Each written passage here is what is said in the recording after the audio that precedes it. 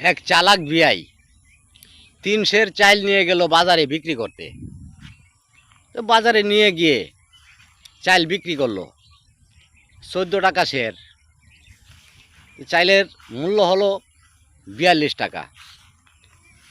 ভালো কথা, চাল বিক্রি করে সে বাজারের দিকে যাবে, বাজারের ভিতরে যাবে।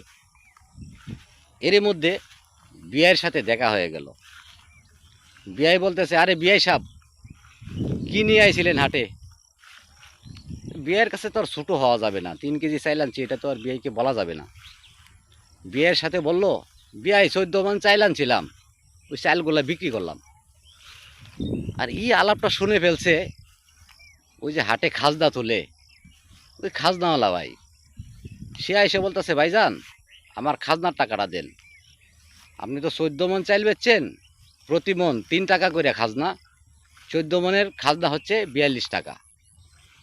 তো বিয়াই তো মাইনকে সিপাই পড়ে গেছে, তার কাছে পুঁজি আছে 42 টাকা। বিয়াইকে ডজ দেওয়ার জন্য বলছি 14 মণ চাইল আনছি, কি করা যায় চিন্তা ভাবনা করিয়া, হ ভাই টাকাটা তো আমি বাস করে রাখছি, আপনাকে তো ওইখানে ফাইলাম নাই, সেই জন্য দিতে পারছি না। তো কি আর করবে, ওই 42 টাকা খাজনাওয়ালাকে দিয়ে দিল। পরিশেষে কি হলো, অতি চালাকের গলায় দড়ি। এই ছিল আজকের ছোট্ট গল্প। আশা করি ভালো লাগবে।